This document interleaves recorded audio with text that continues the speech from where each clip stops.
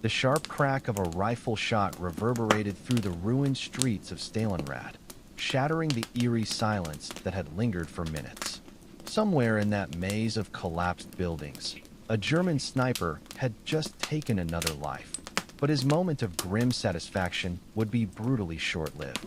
Even as his finger released the trigger, he was already scrambling through the debris, his body moving on pure instinct.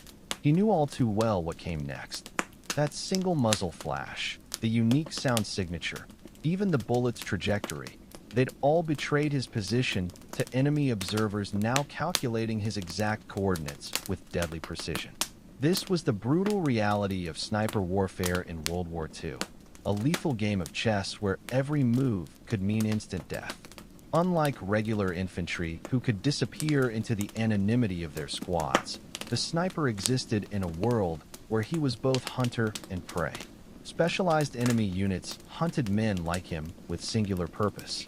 The counter-sniper tactics developed during World War II represented some of the most sophisticated manhunting techniques ever devised. Both Allied and Axis forces quickly realized that a single skilled sniper could inflict damage far beyond his kill count.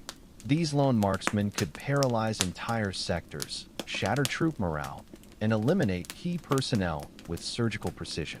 This terrifying potential led to the creation of dedicated counter-sniper teams armed with cutting-edge optics, advanced sound detection gear, and specialized training that transformed sniper hunting into a deadly science. The Germans called their counter-sniper units sharpshoots in Abur, teams that employed systematic approaches worthy of master detectives.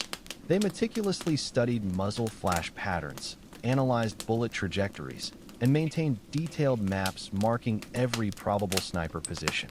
These hunter teams carried high-powered telescopes, precision rangefinders, and rifles fitted with advanced Zeiss optics capable of spotting an enemy scope's glint from over a kilometer away. Just knowing these elite units were hunting them weighed heavily on Allied snipers operating in occupied Europe. The psychological warfare was as potent as the physical threat. Soviet counter-sniper operations were equally methodical, but often more brutally direct. The Red Army deployed teams of sniper hunters who might spend days studying a single suspected position. Their tactics were chillingly effective, using decoy targets that sometimes were just tragic dummies dressed in Soviet uniforms, other times actual soldiers ordered to briefly expose themselves as bait. Once a German sniper took the shot, Soviet hunters would converge on his position using carefully pre-planned routes designed to avoid counterfire. The Americans and British developed their own distinct counter-sniper doctrines, blending technological solutions with tactical innovation. In the Pacific Theater, American forces fielded specialized teams equipped with M1C and M1D sniper rifles fitted with early infrared scopes for night operations. These teams would methodically clear suspected sniper positions using coordinated fire from multiple angles, ensuring that even if the primary target escaped, he'd run straight into the crosshairs of supporting marksman position along likely escape routes. This constant threat of counter-sniper operations created a perpetual state of hyper-awareness among snipers that extended far beyond active hunting periods. Every glint of sunlight off metal, every peripheral movement, every unusual sound could signal approaching death. This relentless vigilance took a severe psychological toll, leaving snipers unable to relax even when supposedly safe behind their own lines. The technical aspects of position detection turned every shot into a calculated risk that could prove fatal within minutes. When a rifle fired, it created multiple detectable signatures that trained observers could exploit. The muzzle flash, visible even in daylight through proper optics, provided an immediate bearing to the shooter's location. The sound of the shot, while seemingly instantaneous, actually reached different listening posts at slightly different times, allowing triangulation teams to pinpoint the source with frightening accuracy. More sophisticated still was the analysis of bullet impact patterns. Veteran counter-sniper teams could examine the angle and trajectory of bullets that struck near their positions, then work backward to determine probable firing positions. They'd cross-reference this data with terrain analysis, identifying which locations offered the necessary sight lines while providing adequate concealment and escape routes. In dry conditions, the dust signature created by muzzle blast proved particularly problematic for snipers operating in North African and Eastern European theaters. Even a small puff of dust kicked up by the rifle's discharge could be spotted by alert observers using binoculars or telescopes. This forced snipers to consider not just their concealment from direct observation, but also how environmental conditions might betray their presence through secondary effects. The psychological pressure of immediate relocation after every shot created a constant state of physical and mental exhaustion. Unlike other combat roles where soldiers could dig in and hold positions, snipers lived in a world of perpetual motion. The instant they pulled the trigger, their current position became compromised, triggering a desperate race against time to reach a new hide before enemy forces could coordinate their response. This endless movement required snipers to pre-plan multiple positions along their intended routes, studying each location for fields of fire, concealment opportunities, and escape paths. They had to memorize terrain so thoroughly they could navigate between positions while crawling, often in complete darkness, without becoming disoriented or trapped in dead-end locations. The physical demands of this constant relocation were staggering. Snipers carried not just their rifles and ammo, but also camouflage materials, observation equipment, and supplies for extended missions. Moving this gear quickly and quietly while remaining undetected required exceptional conditioning and discipline. Many developed chronic back and knee problems from the constant crawling and awkward shooting positions required. The mental strain was equally debilitating. Each shot represented a critical decision point where the sniper had to weigh a target's value against the risk of exposure. A poor target choice or a position without adequate escape routes could mean being trapped by converging enemy forces. This endless risk-reward calculation created psychological burdens few other combat roles demanded. Enemy forces recognized the devastating impact successful sniper elimination could have on morale and effectiveness. As a result, they dedicated disproportionate resources to hunting individual snipers, sometimes assigning entire squads or even company-sized units to eliminate a single marksman who'd proven particularly deadly. The German response to Soviet snipers during Stalingrad exemplified this approach. When snipers like Vasil Zevi began inflicting heavy casualties, the Germans tasked entire units to hunt them down. These operations involved coordinated sweeps using multiple teams approaching from different directions, artillery bombardments of suspected positions, and specialized equipment, including sound-ranging devices and advanced optics. Being designated a priority target carried psychological impacts beyond the immediate physical danger. Snipers knew their faces might appear on wanted posters, that bounties had been placed on their heads, and that capture would likely mean summary execution rather than POW status. This knowledge compounded the already immense psychological pressures of their role. Intelligence networks specifically targeted snipers for elimination, using informants and collaborators to identify their movements and habits. In occupied territories, resistance fighters sometimes provided information about effective enemy snipers to Allied forces, leading to targeted operations against specific individuals. This meant snipers could never fully trust their environment. Even seemingly innocent civilians might be gathering intelligence on their activities. The triangulation methods employed by enemy forces represented sophisticated mathematical approaches to battlefield problem-solving.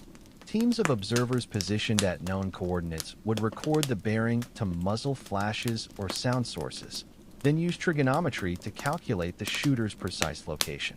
These calculations could be completed within minutes using pre-prepared charts and tables, allowing rapid deployment of response forces to the calculated position. Sound-ranging equipment, originally developed for artillery spotting, was adapted specifically for counter-sniper operations. Arrays of sensitive microphones could detect the supersonic crack of bullets passing overhead and the delayed sound of the actual gunshot, providing data that allowed precise calculation of the shooter's location. This technology was particularly effective in urban environments, where sound reflected off buildings in predictable patterns, creating acoustic signatures that could be mapped with terrifying accuracy.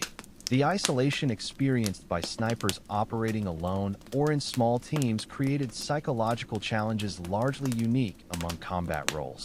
While infantry soldiers drew strength and support from their squad mates, snipers often spent days or even weeks with minimal human contact, communicating only through brief radio transmissions or written reports.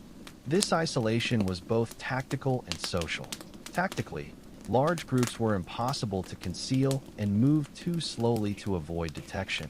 Socially, the nature of sniper work created a psychological distance between marksmen and other soldiers. The deliberate, calculated nature of sniper kills differed significantly from the chaotic violence of conventional infantry combat, leading to a sense of alienation that many snipers found difficult to articulate. Extended missions lasting several days or weeks amplified these psychological pressures. Snipers had to maintain constant alertness while managing their physical needs, food, water, and rest in hostile territory. They couldn't light fires for warmth, couldn't speak above whispers, and couldn't move freely during daylight hours. This combination of physical discomfort and mental stress, sustained over prolonged periods without the psychological support of unit cohesion, tested the limits of human endurance. The lack of immediate feedback and recognition for their work further deepened the sense of isolation. Unlike infantry actions, where success was often immediately apparent and acknowledged by fellow soldiers, sniper operations were conducted in secrecy, with results that might not be confirmed for days or even weeks. This absence of validation, combined with the moral complexity of their role, created psychological burdens that many snipers carried long after the war ended. The technological constraints facing World War II snipers created a harsh reality where success depended more on individual skill and endurance than on equipment superiority. While modern warfare has equipped marksmen with sophisticated tools, ballistic computers, crystal-clear magnification at extreme ranges, their predecessors operated with gear that would be considered laughably primitive by today's standards. The backbone of sniper operations remained the bolt-action rifle, a design that had changed little since the late 19th century. The Soviet Mosin-Nagant Model 9130, adopted in 1891 and modified in 1930, exemplified the limitations snipers faced with manual cycling systems. After each shot, the sniper had to lift the bolt handle, pull it fully rearward to extract the spent cartridge, push it forward to chamber a fresh round, and rotate it down to lock the action. This process required several seconds of deliberate movement, seconds that could prove fatal in situations demanding rapid follow-up shots. German snipers working with the Karabiner 98K faced identical constraints. The Mauser action, while renowned for its reliability and accuracy, demanded the same manual cycling process, creating vulnerable moments when the sniper's attention was divided between operating the rifle and maintaining situational awareness. During these critical seconds, snipers couldn't maintain their sight picture on the target area, potentially missing opportunities to engage additional enemies or failing to observe the effects of their shots. The tactical implications of bolt-action limitations became particularly evident in urban combat, where multiple targets might appear simultaneously. A sniper who had just engaged one enemy would find himself temporarily helpless if others emerged while he was cycling the bolt. This mechanical delay forced snipers to be ruthlessly selective about their targets. Engaging one often meant accepting that others might escape or return fire during the reload cycle. The British Lee Enfield No. 4 MK offered a slight advantage with its faster bolt manipulation compared to Mauser-type actions, but even this improvement provided only marginal benefits in combat. The fundamental limitation remained. Every shot required a multi-step manual process that created predictable windows of vulnerability. American snipers using the Springfield M1903A4 dealt with the same constraints, though some units later received the semi-automatic M1C and M1D Garand rifles.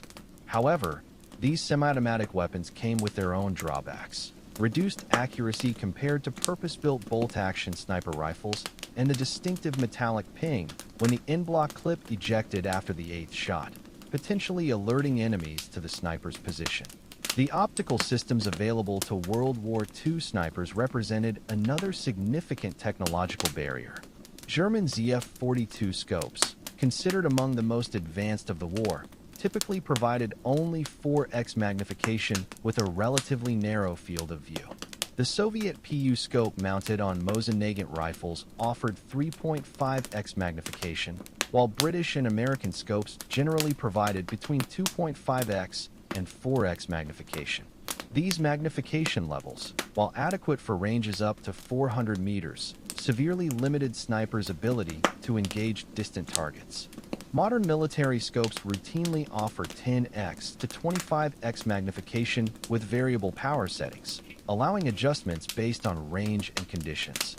World War II snipers had no such flexibility. They worked with fixed magnification that forced compromises between field of view and target resolution. The optical quality of wartime scopes suffered from manufacturing constraints imposed by wartime demands. Glass quality was often inconsistent, with visible distortions, color fringing, and reduced light transmission that made target identification difficult in low-light conditions. The anti-reflective lens coatings that modern shooters take for granted were primitive or non-existent, resulting in significant light loss and internal reflections that could betray the sniper's position through scope glint. Fogging was a persistent problem that could render scopes completely useless at critical moments. Temperature differentials between the scope's interior and exterior, combined with humidity changes, caused condensation to form on internal lenses. Unlike modern nitrogen-purged, sealed scopes, wartime optics were vulnerable to moisture infiltration that could fog the scope for hours or even days. Soviet snipers operating during brutal winters around Leningrad and Stalingrad frequently encountered scopes that fogged completely when moving from heated buildings into sub-zero temperatures. German snipers in the same theater faced identical problems, with some reporting that their scopes remained fogged for entire days during extreme temperature fluctuations. The mechanical reliability of wartime scopes proved problematic under combat conditions. Adjustment mechanisms for windage and elevation were often crude by modern standards, with clicks that weren't precisely calibrated and screws that could loosen under recoil. Many scopes lacked positive click adjustments entirely, forcing snipers to estimate corrections based on visual reference points on smooth adjustment dials. Reticle designs were basic, typically consisting of simple crosshairs or post and crosshair configurations without the sophisticated ranging systems found in modern optics. German scopes sometimes featured rudimentary range-finding reticles with additional horizontal lines below the main crosshair, but these required snipers to estimate target height accurately, a skill demanding extensive practice. The mounting systems used to attach scopes to rifles were often problematic, with side-mounted arrangements that didn't provide the rigid, repeatable zero that modern mounts deliver. Soviet PU scopes mounted to the left side of the Mosin-Nagant receiver using a system that, while functional, was prone to shifting under heavy recoil or rough handling. German ZF-42 scopes used a similar side-mounting arrangement that, while more sophisticated than the Soviet system, still couldn't match the precision of modern solutions. The absence of ballistic computers forced World War II snipers to rely entirely on mental calculations, experience-based estimates, and basic reference materials for long-range shooting.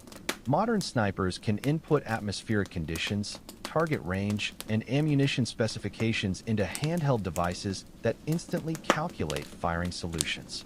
Their World War II predecessors worked with basic range cards, simple charts, and hard-won experience to estimate the complex calculations required for accurate long-range shooting. Wind reading represented one of the most challenging aspects of wartime sniping. Without electronic wind meters or ballistic software, snipers had to estimate wind speed and direction using visual cues, grass movement, dust patterns, or the behavior of smoke. They learned to read mirage patterns through their scopes, watching for subtle heat distortions that indicated wind direction and approximate velocity. Range estimation required snipers to develop an almost intuitive sense of distance. German snipers were trained to estimate ranges using the apparent size of human figures at various distances, memorizing how a standing man would appear in their scope at 200, 300, or 400 meters. Bullet drop calculations had to be memorized for different ranges and ammunition types. Soviet snipers working with the 7.62x54 mmR cartridge learned that their bullets would drop approximately 8 inches at 300 meters, 24 inches at 400 meters, and 48 inches at 500 meters when zeroed at 200 meters.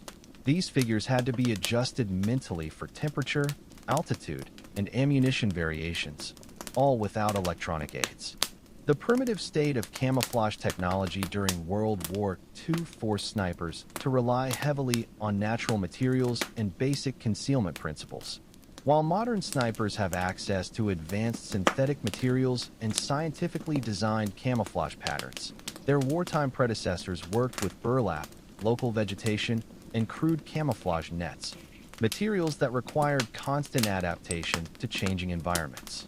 German snipers received some of the war's most sophisticated camouflage equipment, including reversible winter/summer smocks with patterns like the iconic splinter design. Yet, even these were crude by modern standards, based more on artistic interpretation than scientific analysis of human visual perception. The patterns worked reasonably well in European woodlands, but became liabilities when snipers were deployed to radically different environments like North Africa's deserts or Russia's snowbound steppes. Soviet snipers often operated with even more basic camouflage, typically standard uniforms supplemented with whatever natural materials they could gather. They'd attach grass, leaves, and branches to their clothing using string or wire, creating improvised camouflage that needed daily refreshing as vegetation withered or combat destroyed it. This ad hoc approach demanded incredible fieldcraft. Soviet marksmen had to become masters at reading terrain to exploit every shadow and contour. The ghillie suits used by some snipers were primitive ancestors of today's high-tech versions. British snipers, drawing on Scottish gamekeepers' traditions, created some of the most effective designs, but these were individual creations rather than standardized equipment. Made from burlap strips and natural vegetation attached to basic garments, they were bulky, heavy, and prone to rapid deterioration, especially in wet conditions. A sniper might spend hours constructing his suit only to have it fall apart after days of crawling through mud and debris. Camouflage nets available to snipers were simple mesh affairs with attached cloth strips, lacking the sophisticated design features of modern systems. Often too small to properly conceal both sniper and equipment, they forced difficult choices about what to hide. In urban environments, snipers learned to exploit rubble patterns, using broken masonry and charred timbers to break up their silhouettes. The ruins of Stalingrad became a macabre camouflage laboratory where snipers developed techniques still studied today. Face camouflage relied on rudimentary materials, burnt cork, mud, or crude military-issue paints when available. Unlike modern specialized camouflage makeup with scientifically selected colors and sweat-resistant formulas, these improvised solutions could run in rain or smear with perspiration, potentially exposing the sniper at critical moments. Many developed their own recipes, mixing charcoal with grease or crushing local minerals to create terrain-specific tones.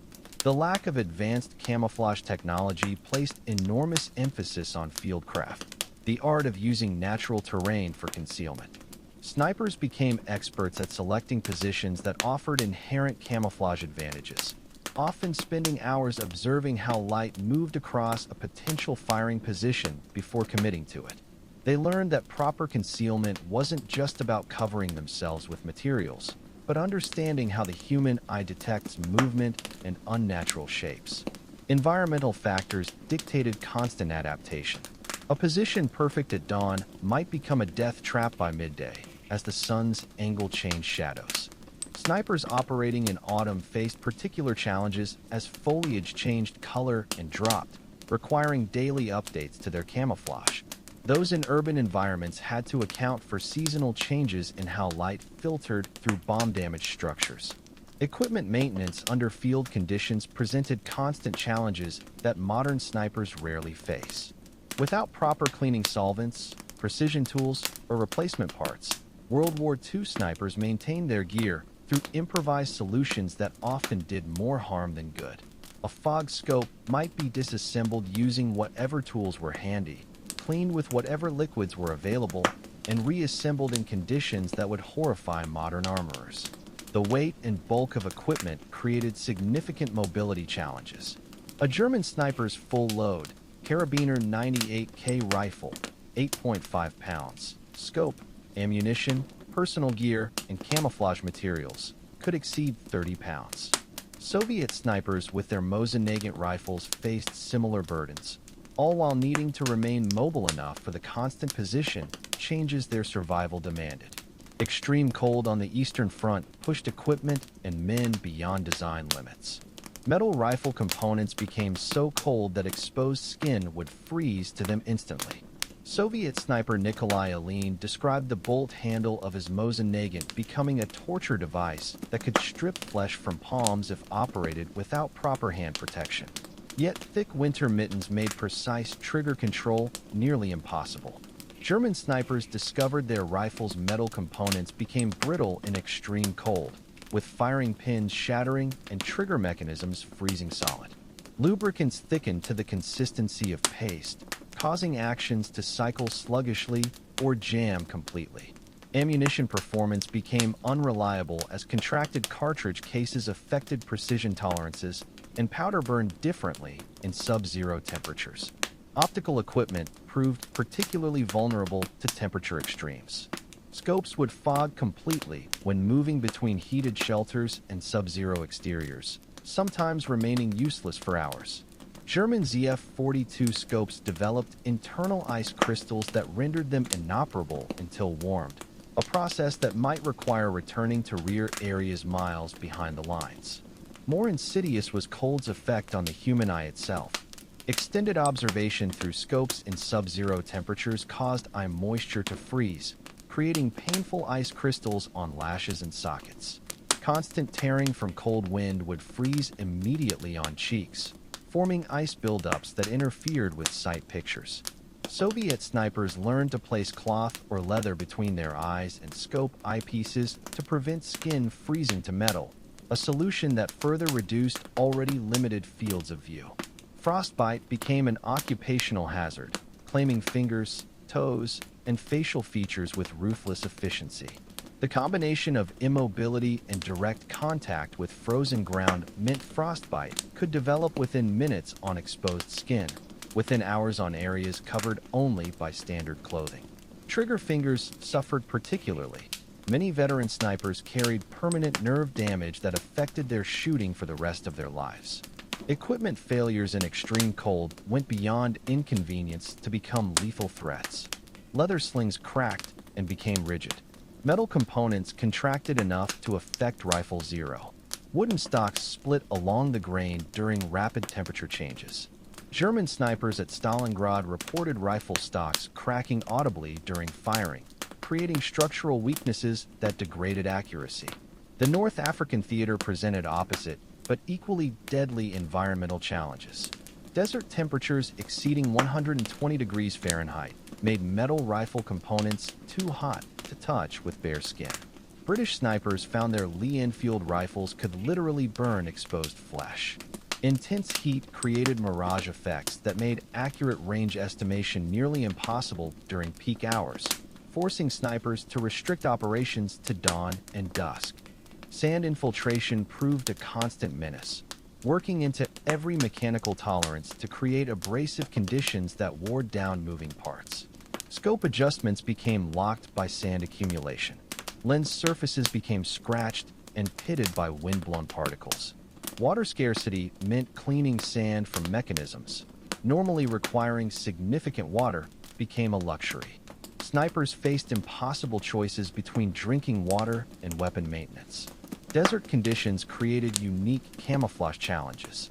Standard European camouflage patterns were useless against uniform tan and beige terrain. British snipers improvised using local materials, but the lack of natural vegetation in many areas made traditional techniques nearly impossible.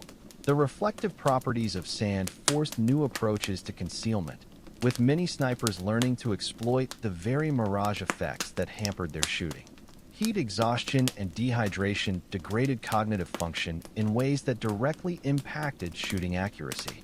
The mental calculations required for precision shooting became increasingly difficult as body temperature rose. German Afrika Korps snipers reported significant accuracy degradation during the hottest hours, not from equipment problems, but because heat-stressed brains couldn't perform complex ballistic calculations. Mountainous terrain like Italy's Apennines introduced altitude effects that most snipers were unprepared to calculate. Reduced air density at elevation caused bullets to fly with less resistance, resulting in flatter trajectories than sea-level training had prepared them for. German mountain troops received some high-altitude shooting training, but Allied snipers often had to learn through trial and error, mistakes that could prove fatal. Steep slopes created unstable shooting positions, forcing snipers to develop improvised stances that balanced stability with concealment. Traditional prone positions became impossible on 30-degree inclines. Rockfalls and avalanches posed constant threats, with rifle shots sometimes triggering deadly slides, acoustic signatures that could prove as dangerous as enemy fire. The Pacific Theater's tropical conditions presented their own special hell. Salt air caused rapid rust and corrosion. Steel components developed surface rust within hours. The 7.62x54 mmR ammunition used in Soviet rifles proved particularly vulnerable to moisture damage in jungle conditions. American snipers learned to disassemble and clean their M1903A4 rifles daily, but even this couldn't always prevent corrosion-related malfunctions. Dense jungle vegetation that provided excellent concealment also severely limited engagement ranges. Snipers trained for 400 to 500 meter shots found themselves operating where 100-meter visibility was exceptional. This close-range environment changed the fundamental nature of sniper work, requiring different tactics and equipment configurations. Tropical diseases, malaria, dengue fever, fungal infections, incapacitated snipers for weeks or months. Medical supplies needed to prevent or treat these conditions added significant weight to already heavy loads. The jungle's constant humidity rotted organic materials, requiring daily maintenance of camouflage that would disintegrate in days. European battlefields presented their own environmental nightmares. The omnipresent mud of French and Belgian lowlands infiltrated everything. Rifle actions clogged with mud could cause complete failures at critical moments. Scope lenses became spattered during artillery barrages, requiring constant cleaning that exposed snipers to detection. Ammunition had to be carefully protected from moisture that could cause misfires. Waterlogged conditions made dry storage impossible. Snipers spent days in positions where everything, clothing, ammunition, optics, became thoroughly soaked. Metal rusted rapidly, leather rotted, organic materials molded. Trench foot and other moisture-related conditions became serious problems for snipers required to remain in wet positions for extended periods. The physical toll of extended observation created cumulative health problems. Remaining motionless in cramped positions for hours caused muscle cramps, circulation problems, and joint stiffness that could persist for days. Circulation problems in extremities sometimes led to temporary paralysis of hands and feet, dangerous when quick movement or precise shooting was needed. Sleep deprivation became endemic as operational demands conflicted with biological needs. Multi-day missions requiring constant vigilance led to micro-sleep episodes that could prove fatal. The combination of environmental stresses, physical discomfort, and operational demands pushed many snipers beyond human endurance limits.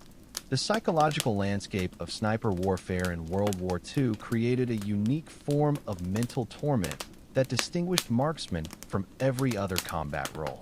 Through the magnified optics of their scopes, snipers didn't just see targets, they saw human faces.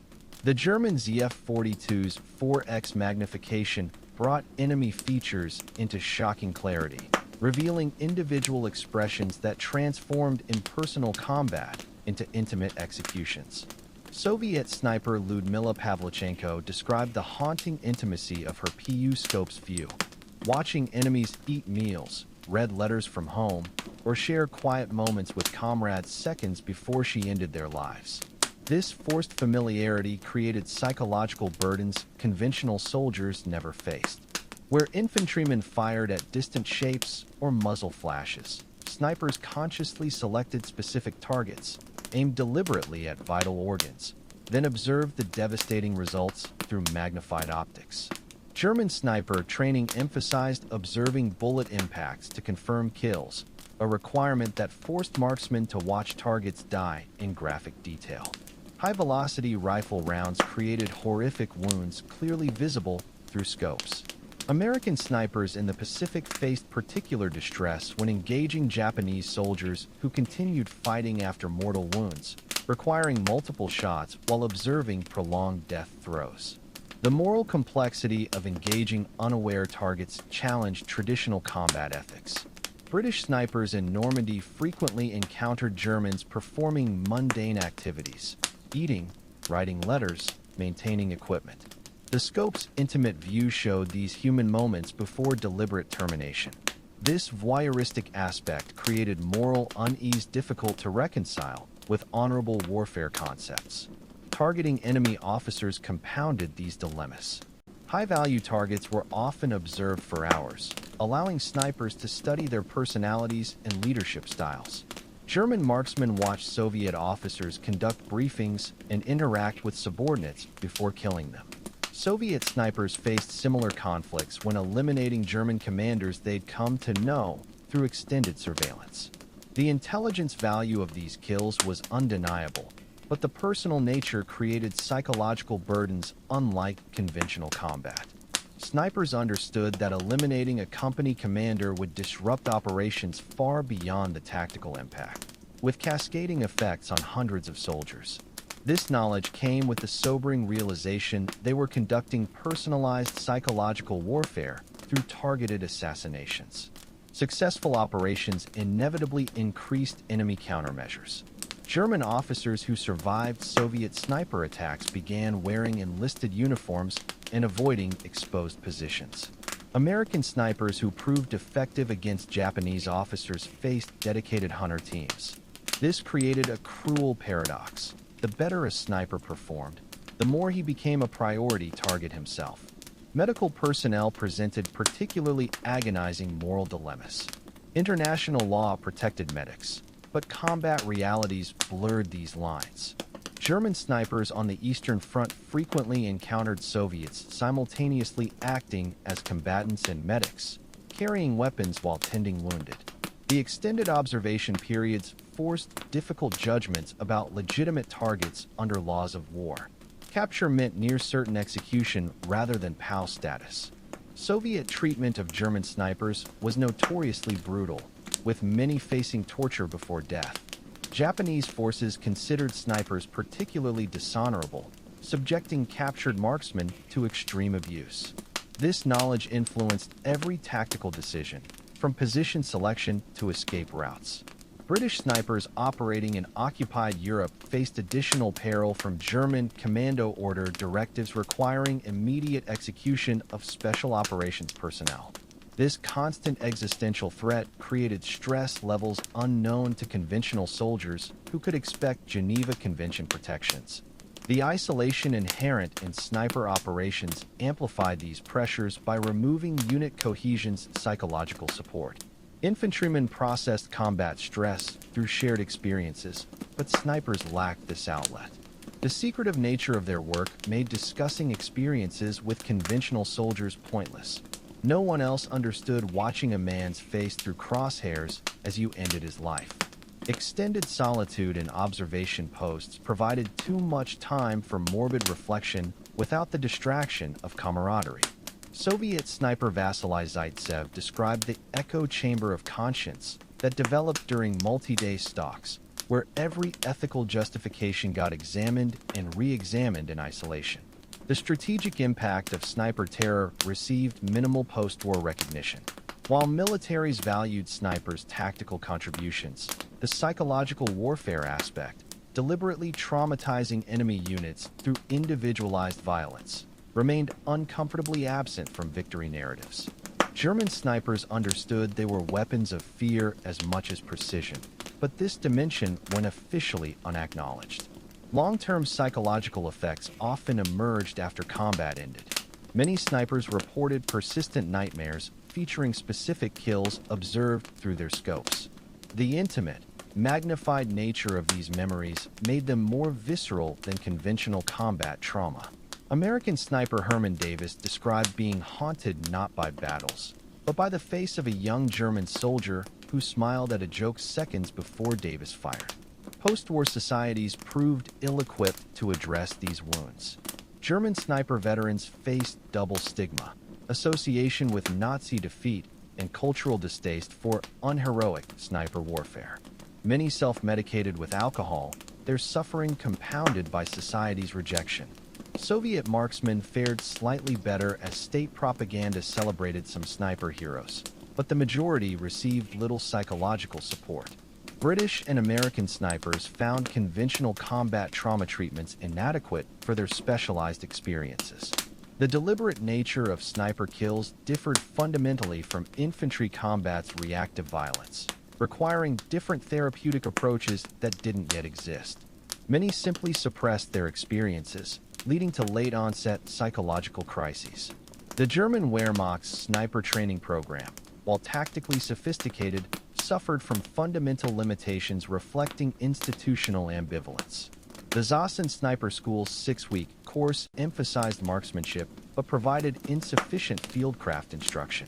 Trainees shot accurately at known distances under controlled conditions, but lacked the advanced concealment and movement skills needed against experienced enemies. This imbalance reflected the German staff's conflicted views on sniper warfare. While recognizing its tactical value, many Prussian-trained officers considered sniping a necessary evil rather than honorable combat. This attitude trickled down into training priorities, producing technically proficient marksmen unprepared for the war's psychological and tactical realities. Soviet training quality varied dramatically based on timing and location. Early war courses lasted just 2 to 3 weeks, barely covering basic marksmanship. The Central Women's Sniper Training School established in 1943 provided better 5-month instruction, including camouflage and stalking techniques. Yet, even this program suffered from wartime shortcuts, with political commissars sometimes prioritizing ideological indoctrination over tactical training. The Red Army's emphasis on collective action created mismatches when snipers operated independently. Many found themselves unprepared for the isolation and decision-making autonomy their missions required. Political officers' constant surveillance added stress, as any perceived hesitation could be interpreted as ideological weakness. American sniper training was decentralized and inconsistent. The Marine Corps developed relatively comprehensive programs drawing on competitive shooting traditions, but Army training depended entirely on local unit initiatives. Some divisions benefited from experienced hunter instructors. Others received barely adequate instruction. This patchwork system produced uneven results, with some sniper teams performing brilliantly while others floundered from inadequate preparation. The technological constraints of World War II sniper equipment created a stark disparity between mission requirements and capabilities. Modern snipers operate with equipment designed specifically for precision shooting at extreme ranges, but their World War II predecessors made do with adapted infantry weapons and compromised optics. Bolt-action mechanisms represented the most glaring limitation. Every manual cycling sequence created vulnerable pauses when snipers couldn't engage threats or observe results. In urban combat, this meant choosing between engaging one target or maintaining situational awareness, an impossible decision with life or death consequences. Optical systems presented another critical weakness. The ZF-42's 4x magnification and Soviet PU scopes' 3.5x power severely limited long-range engagement capability. Modern snipers routinely use 10-25x variable optics, but World War II marksmen had to estimate distances and compensate for bullet drop using mental calculations alone. Lens quality issues compounded these problems. Inconsistent glass quality, lack of anti-reflective coatings, and primitive sealing made scopes vulnerable to fogging and glare. Many snipers spent more time fighting their optics than enemy forces, cleaning lenses and adjusting unreliable elevation knobs instead of engaging targets. Mounting systems lacked modern precision. Soviet side-mounted PU scopes and German rail-mounted ZF-42S both suffered from zero retention issues after rough handling or heavy recoil. American M1903A4's Weaver scopes used mounts that frequently loosened, requiring constant verification shots that wasted precious match-grade ammunition. Ballistic calculation presented perhaps the greatest challenge. Without laser rangefinders or handheld computers, snipers relied on memorized holdover tables and wind estimation skills. A German sniper engaging a target at 600 meters had to account for nearly 10 feet of bullet drop using only mental math and experience, all while potentially being hunted himself. Environmental factors magnified these difficulties. Extreme cold altered ammunition performance and weapon functionality.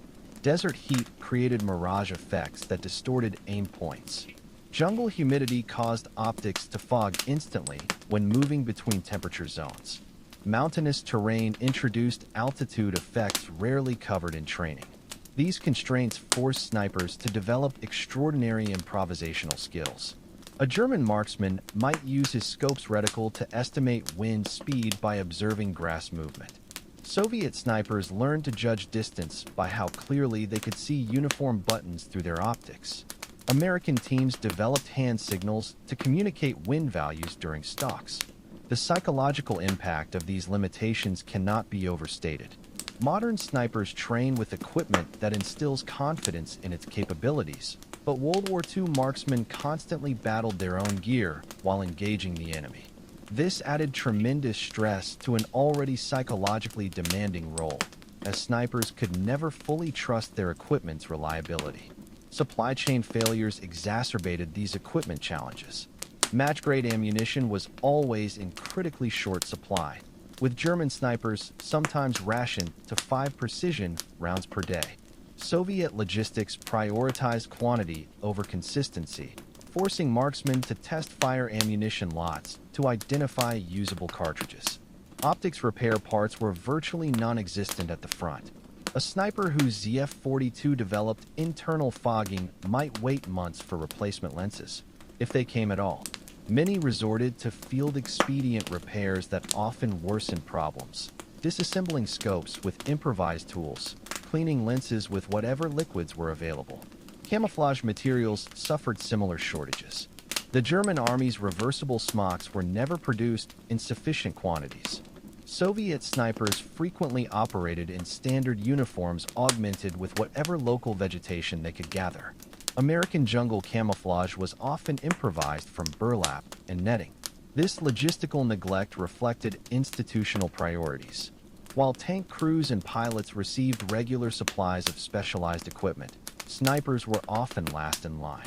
Many marksmen felt their command structures didn't truly understand or value their specialized needs, adding to their sense of isolation. The cumulative effect of these challenges created operational conditions that tested human limits. Snipers had to outperform enemy counterparts while battling their own equipment, supply shortages, and inadequate training, all amid some of history's most brutal combat environments. That any succeeded under these conditions speaks to their extraordinary skill and determination. The grim mathematics of sniper warfare revealed themselves most starkly in the casualty statistics that emerged from major campaigns across all theaters of World War II. German sniper units operating during the Battle of Stalingrad suffered casualty rates approaching 85% over the 5-month siege, with experienced marksmen falling victim to increasingly sophisticated Soviet counter-sniper operations that systematically hunted down individual German snipers using coordinated teams armed with captured optics and specialized detection equipment. The 24th Panzer Division's sniper detachment, which entered the Stalingrad battle with 47 trained marksmen in August 1942, had been reduced to just 7 effective snipers by the time of the German surrender in February 1943.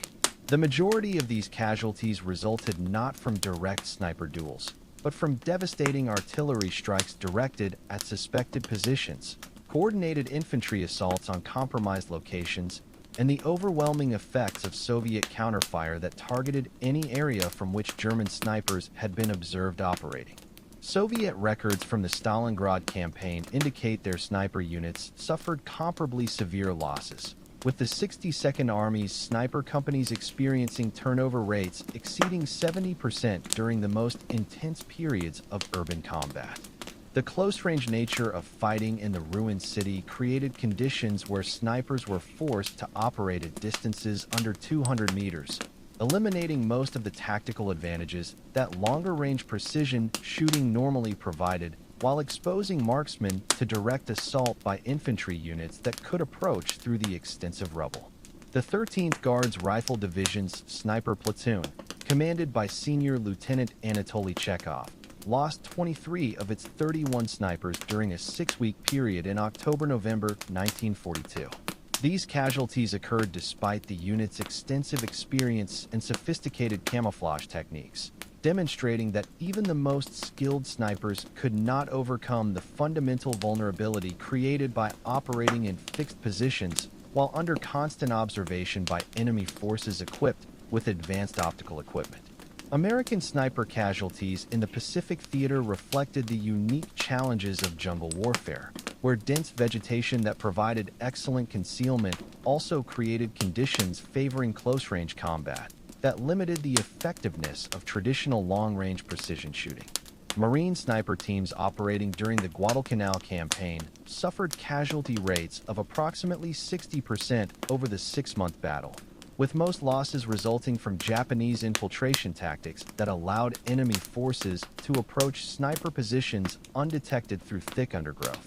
The 1st Marine Division Scout Sniper Platoon lost 34 trained marksmen during the Paliliu operation, nearly 75% of their authorized strength. These casualties occurred despite extensive pre-battle intelligence and careful position selection, as Japanese defenders employed sophisticated tunnel systems and concealed firing positions that allowed them to engage American snipers from completely unexpected directions. The coral limestone terrain of Paliliu contained natural cave systems that Japanese forces had extensively fortified, creating positions that were nearly impossible to detect until enemy fire revealed their locations. British sniper casualties during the Normandy campaign demonstrated the particular vulnerabilities snipers faced when operating in heavily defended areas where enemy forces had prepared extensive counter-sniper measures.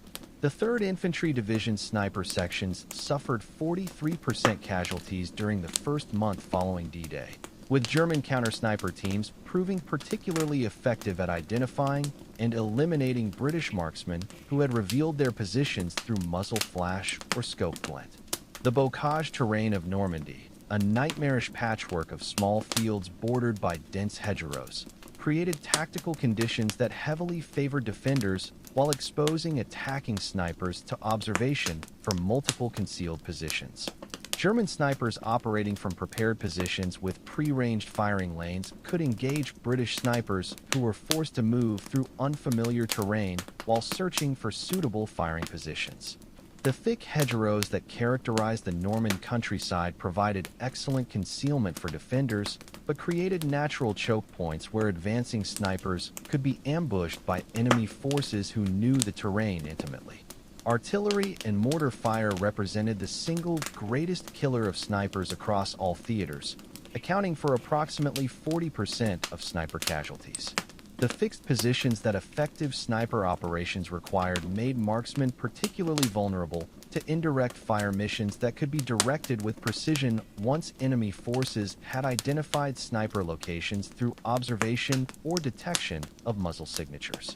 German snipers operating on the Eastern Front faced constant threats from Soviet artillery units that had developed sophisticated techniques for engaging individual sniper positions with precision fire.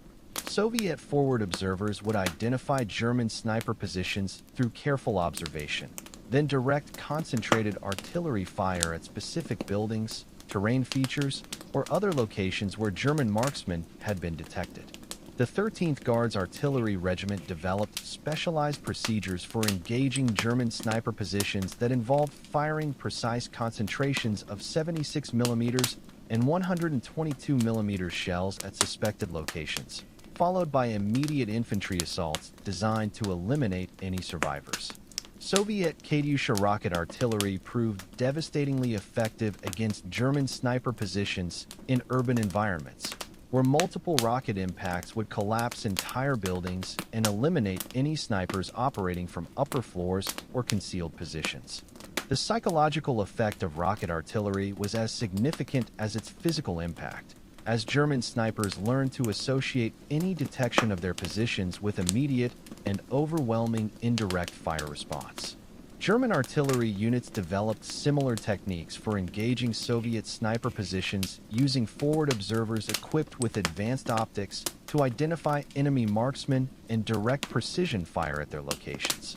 The 24th Panzer Division's artillery regiment claimed 89 confirmed kills against Soviet snipers during the Stalingrad campaign, using a combination of direct fire from self-propelled guns and indirect fire from towed artillery pieces. American artillery support for counter-sniper operations proved particularly effective in the Pacific Theater, where naval gunfire could be directed at suspected Japanese sniper positions with devastating accuracy. The USS Iowa's 16-inch guns were used to eliminate Japanese sniper positions on Iwo Jima that had proven resistant to conventional artillery, with single shells capable of destroying entire cave complexes where enemy marksmen had been operating. British artillery units developed sophisticated techniques for engaging German sniper positions during the Normandy campaign, using airburst shells and white phosphorus rounds to force enemy marksmen out of concealed positions where they could be engaged by infantry weapons. The Royal Artillery's 25-pounder guns proved particularly effective at engaging sniper positions in the bocage terrain, where their high trajectory allowed them to reach targets that were protected from direct fire. The vulnerability of snipers during movement between positions created additional casualty factors that were often overlooked in tactical planning, but proved decisive in determining unit survival rates. The constant position changes that effective sniper operations required exposed marksmen to detection and engagement during periods when they were most vulnerable and least capable of defending themselves. German snipers moving between positions in urban environments faced particular dangers from Soviet forces that had established observation posts and patrol routes designed to intercept enemy movement. The rubble-strewn streets of Stalingrad created natural corridors that German snipers were forced to traverse, but these same routes were under constant observation by Soviet forces equipped with captured German optics and night vision equipment. The 71st Infantry Division lost 23 snipers during movement between positions over a 2-week period in November 1942, with most casualties resulting from Soviet ambushes at predetermined locations where German movement patterns had been observed and predicted. Soviet snipers faced similar vulnerabilities when moving between positions, particularly during daylight hours when German observation posts could track their movement across open terrain. The flat steppes around Stalingrad provided minimal concealment for moving personnel, forcing Soviet snipers to time their movements carefully and use indirect routes that often exposed them to German patrols and observation posts. American snipers in the Pacific Theater encountered unique movement challenges created by Japanese defensive tactics that emphasized the use of concealed positions and coordinated ambushes.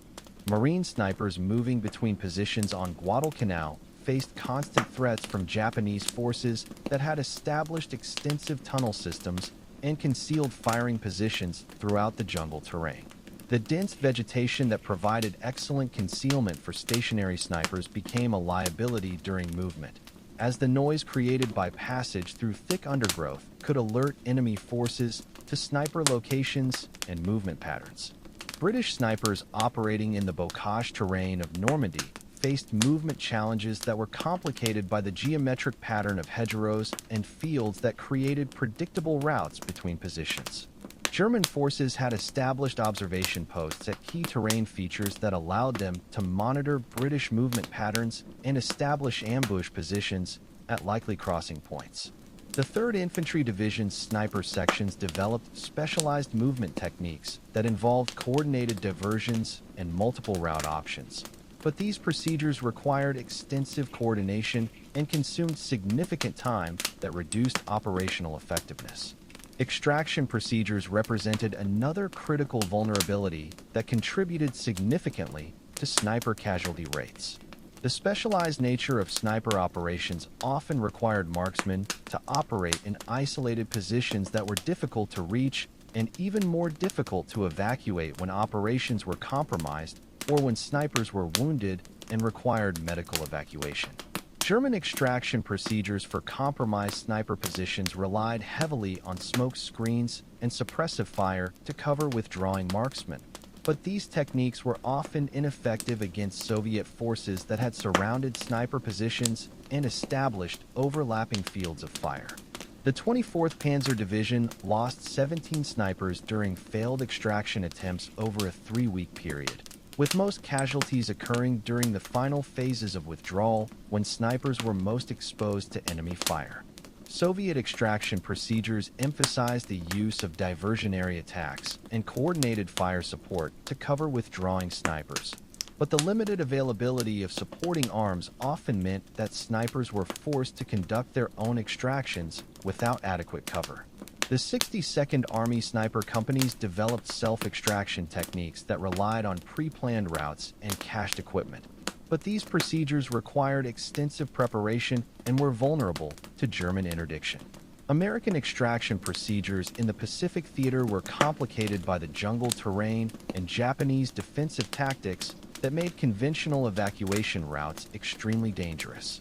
Marine sniper teams developed specialized extraction techniques that involved helicopter evacuation from small clearings.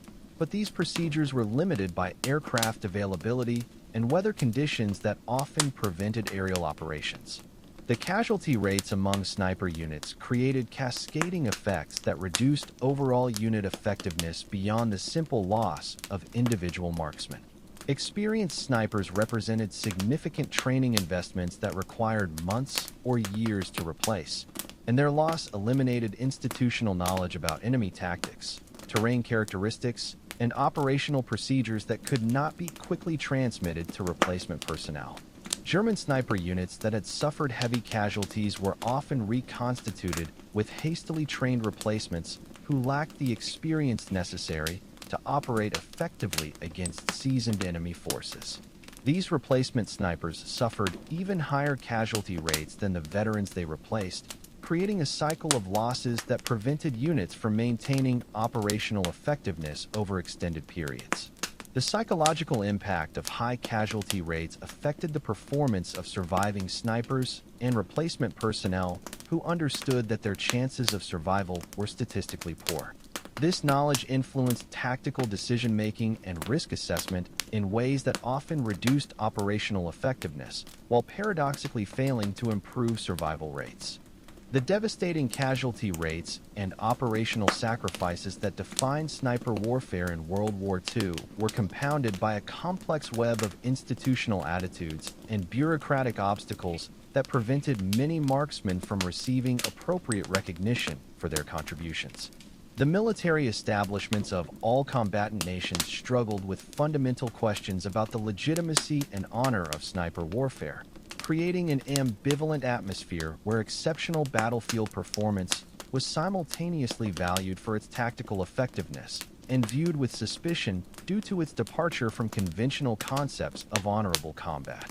The German Wehrmacht's initial reluctance to fully embrace sniper warfare reflected deeply ingrained cultural attitudes about military honor and fair combat that dated back to Prussian military traditions of the 19th century.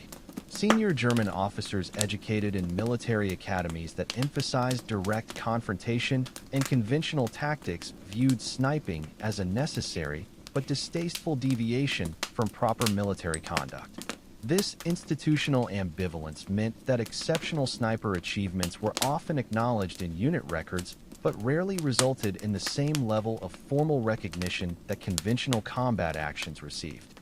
Oberstfreiter Matthias Hetzenar, who achieved 345 confirmed kills on the Eastern Front, received the Knight's Cross of the Iron Cross only after persistent advocacy from his regimental commanders, who had to overcome Wehrmacht bureaucracy that was reluctant to award high decorations for what some staff officers considered unsporting warfare. The documentation process for Hetzenar's award required extensive verification procedures that were not applied to tank commanders or infantry leaders whose achievements were considered more straightforward examples of military valor. The Wehrmacht's award system reflected this institutional ambivalence through the creation of specialized criteria for sniper decorations that required higher standards of proof than conventional combat awards. German snipers were required to provide detailed documentation of each claimed kill, including witness statements, tactical circumstances, and verification by unit commanders, while infantry soldiers could receive decorations based on unit citations and general combat performance without individual kill confirmations.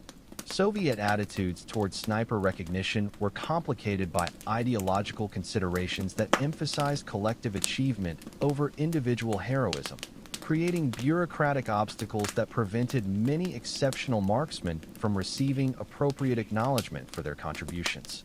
The Red Army's political officers viewed excessive focus on individual sniper achievements as potentially undermining the collective spirit that Soviet military doctrine considered essential for unit effectiveness. Vasily Zaitsev's elevation to legendary status represented a deliberate propaganda decision rather than routine military recognition, with Soviet authorities selecting him as a symbol of individual heroism that could inspire broader military performance. However, this selective elevation of certain snipers to propaganda prominence meant that equally accomplished marksmen who lacked political connections or propaganda value remained largely unrecognized despite comparable battlefield achievements. The Soviet system of awards and decorations included specific provisions for sniper achievements, but the implementation of these recognition programs was inconsistent and often influenced by factors unrelated to actual combat performance. Political reliability, unit affiliation, and propaganda value often determined which snipers received formal recognition, while others with superior combat records remained unacknowledged due to bureaucratic oversight or political considerations. American military attitudes toward sniper warfare reflected cultural ambivalence about the role of individual marksmen in modern warfare, with many senior officers viewing sniping as an auxiliary capability rather than a legitimate military specialty deserving of institutional recognition.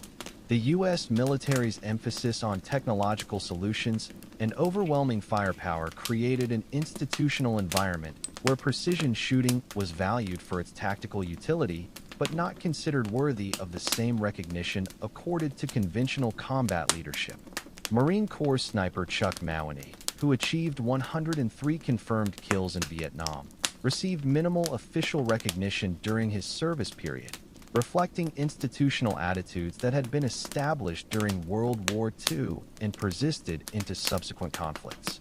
The Marine Corps recognition system emphasized unit achievements and leadership performance over individual marksmanship, creating barriers to appropriate recognition for exceptional sniper contributions. The American military's award system included provisions for recognizing exceptional marksmanship, but the implementation of these recognition programs was hampered by bureaucratic procedures that required extensive documentation and verification processes that were often impractical in combat environments. American snipers frequently operated in small teams or individually, making the witness verification required for high-level decorations difficult to obtain.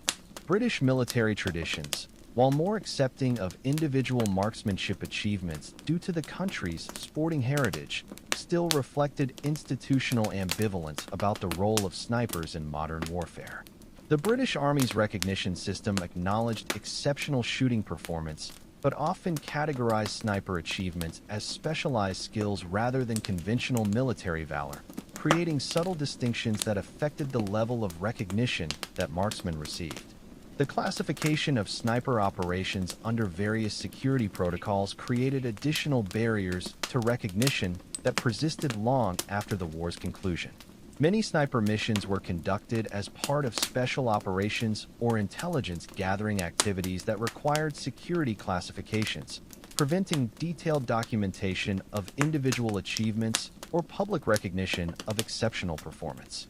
German sniper operations conducted behind Soviet lines as part of Brandenburg's special operations units were classified under security protocols that prevented detailed record-keeping of individual achievements. These operations often involved extended missions lasting weeks or months, during which German snipers would eliminate high-value targets and gather intelligence while operating in Soviet-controlled territory. The sensitive nature of these operations meant that participating snipers could not receive public recognition for their achievements, and detailed records of their activities were often destroyed to prevent intelligence compromise if personnel were captured.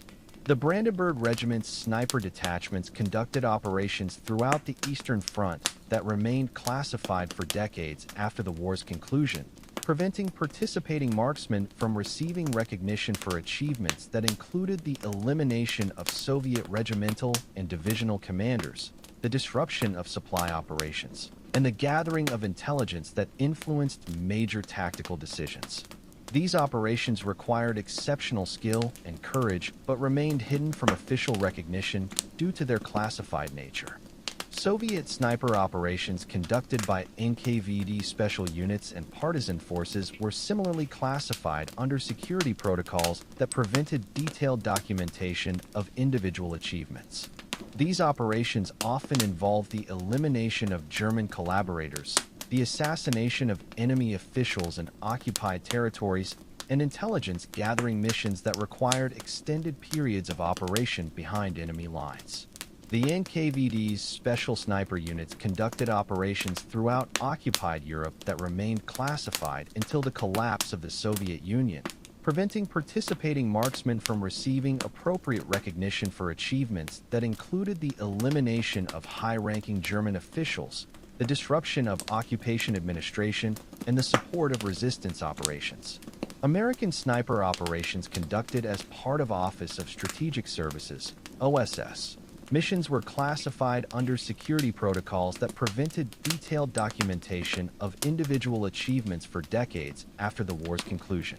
These operations often involved the elimination of specific targets, intelligence gathering, and support for resistance operations in occupied territories.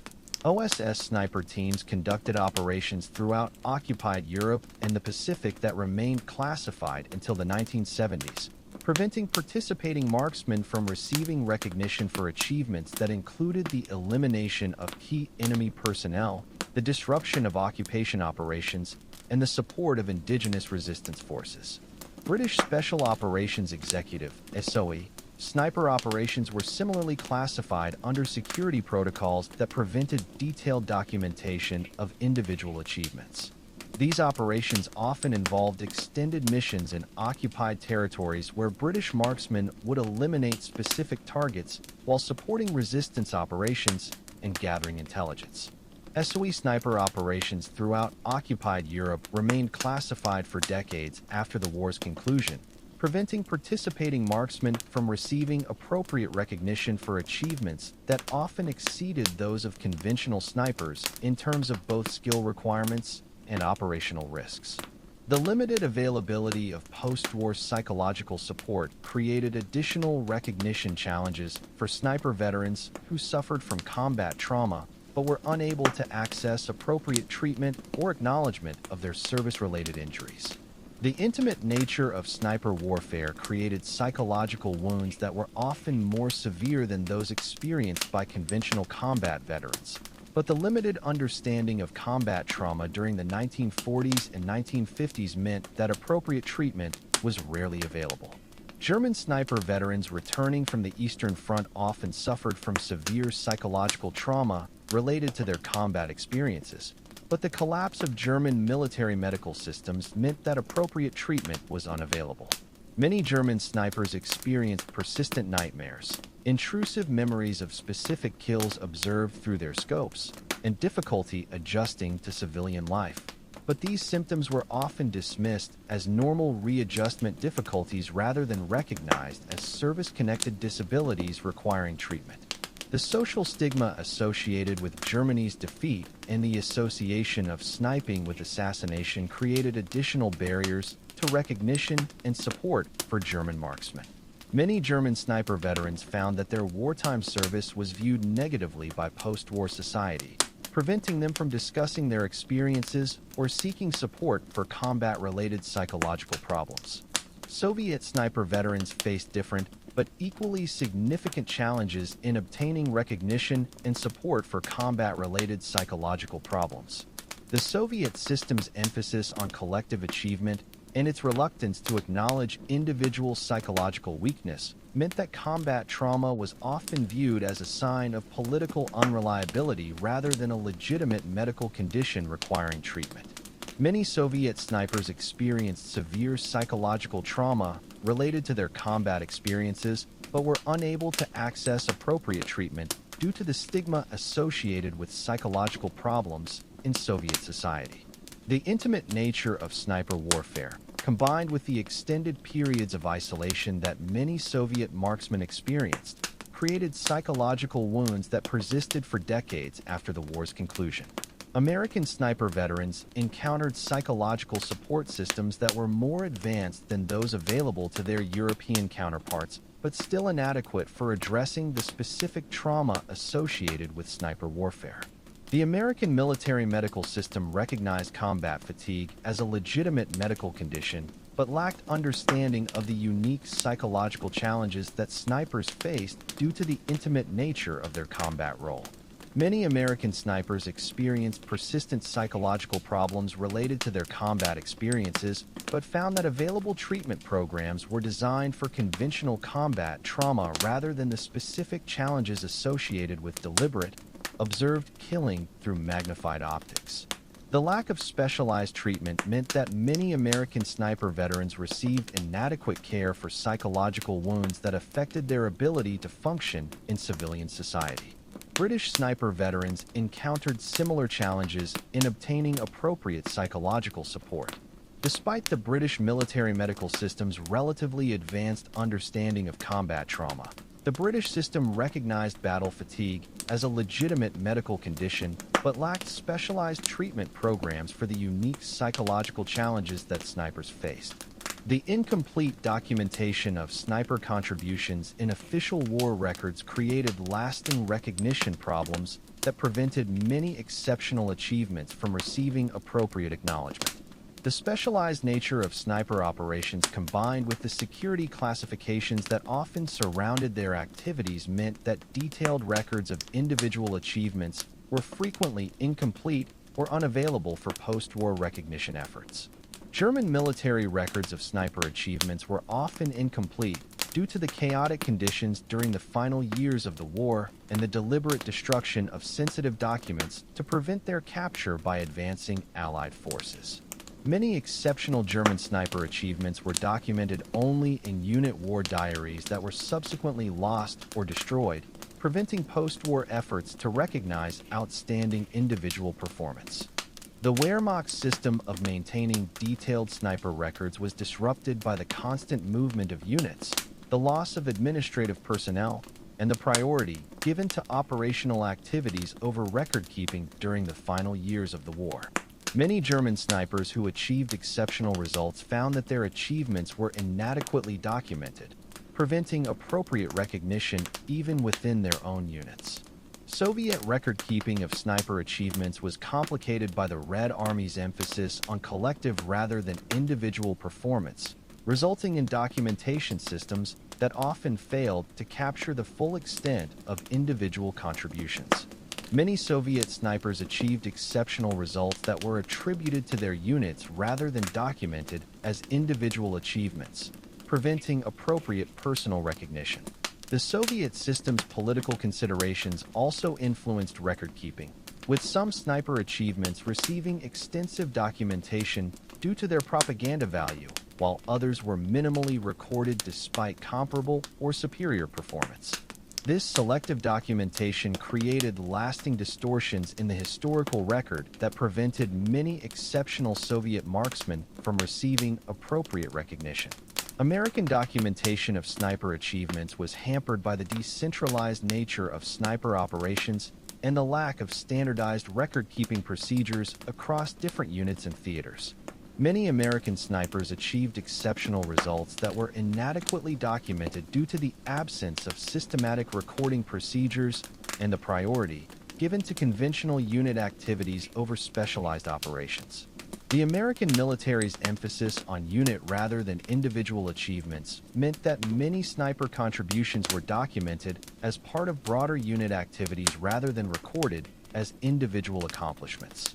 This approach prevented many American marksmen from receiving appropriate recognition for achievements that were tactically significant but not captured in official records. British documentation of sniper achievements was more systematic than that of other armies, but still suffered from gaps and inconsistencies that prevented complete recognition of individual contributions.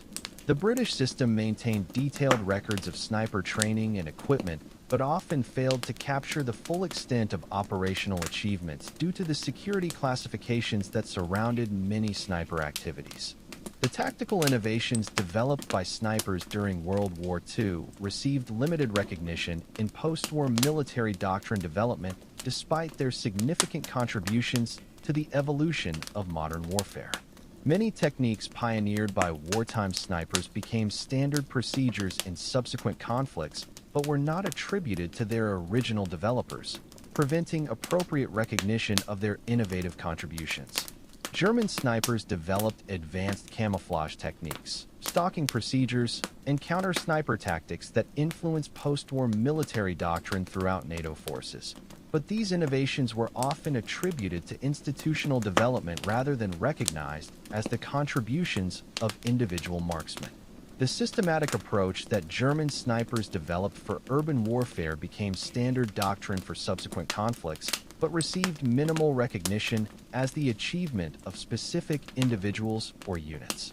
Soviet snipers pioneered techniques for operating in extreme weather conditions, developed innovative approaches to target selection and engagement, and created training methods that influenced sniper doctrine throughout the Warsaw Pact nations. However, the Soviet system's emphasis on collective achievement meant that these innovations were attributed to institutional development rather than recognized as individual contributions. American and British snipers developed techniques for jungle warfare, desert operations, and integration with conventional forces that became standard procedures in post-war conflicts. These innovations represented significant contributions to military effectiveness, but were often incorporated into official doctrine without recognition of their origins in the individual creativity and experience of wartime marksmen.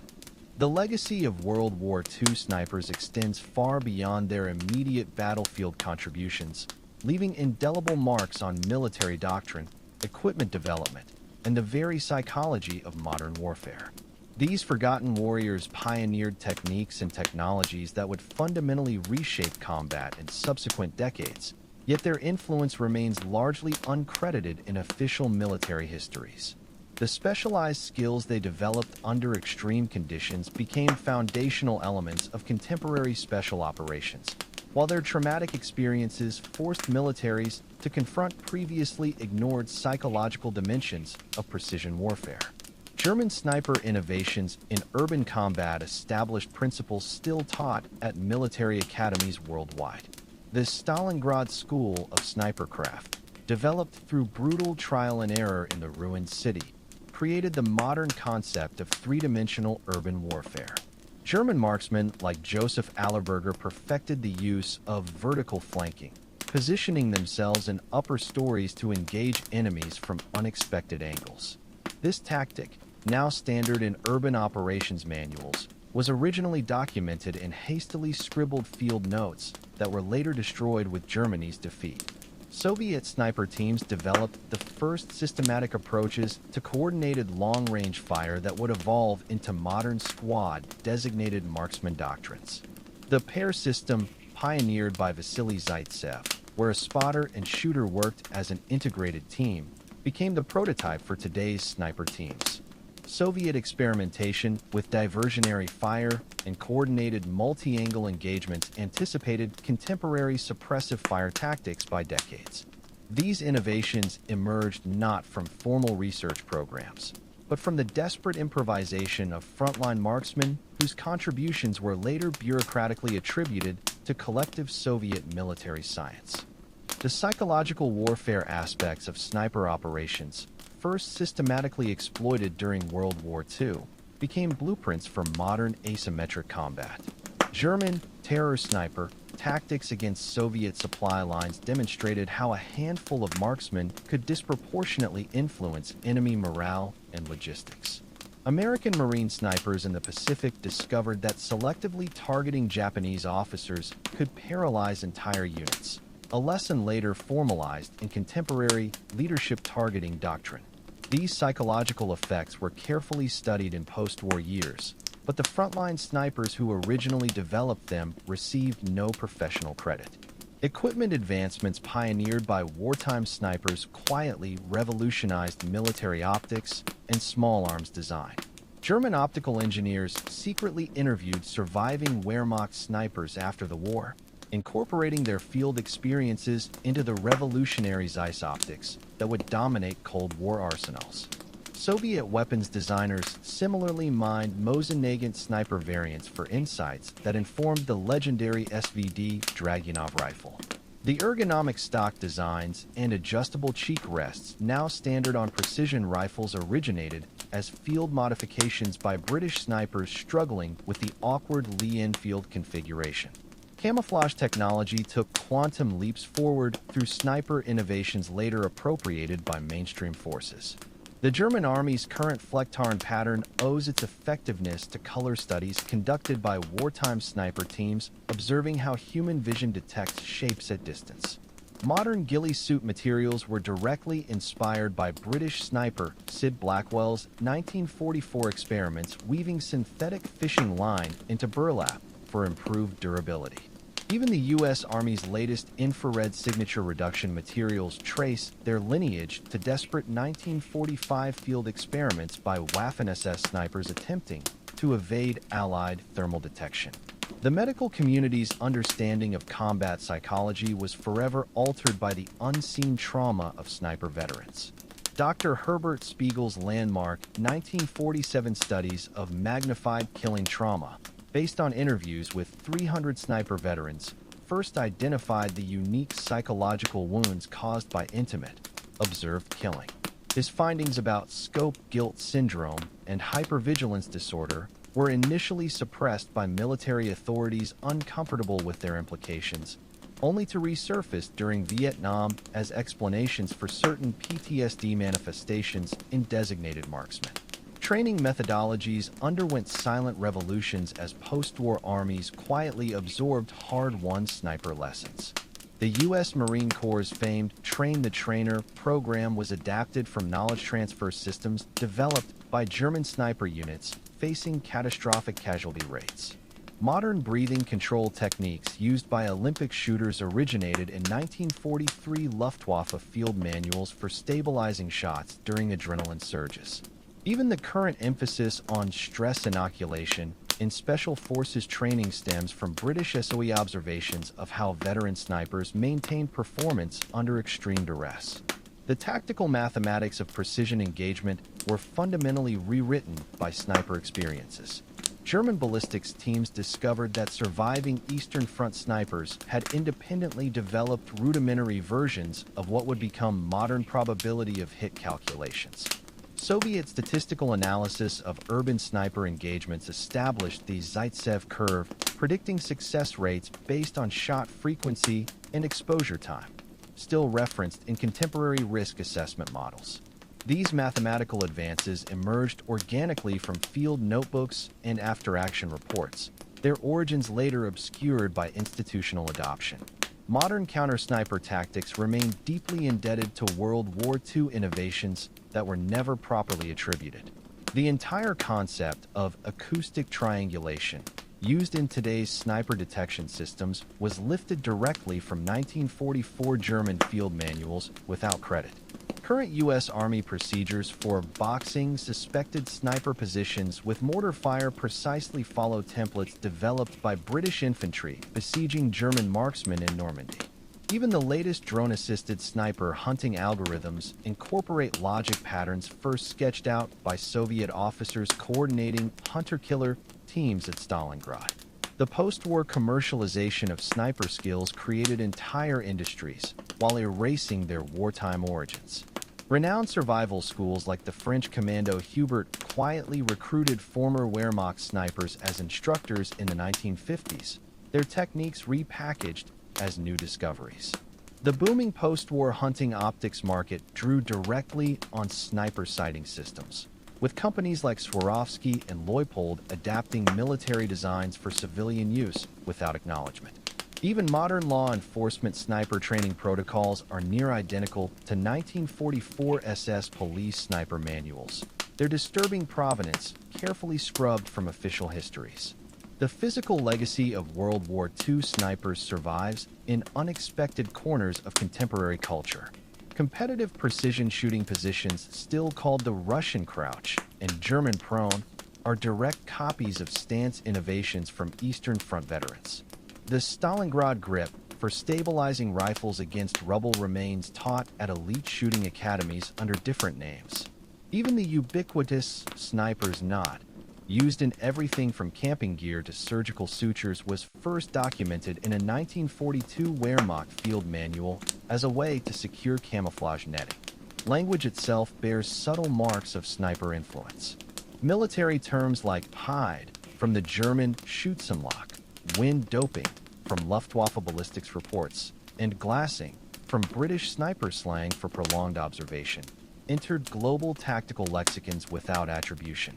The very word sniper underwent conceptual expansion during the war, transforming from a specific military role to a metaphor for precision in fields as diverse as computer programming, code sniper, and medicine, tumor sniper, radiation techniques. The institutional knowledge gained from studying sniper veterans quietly reshaped organizational structures across multiple domains.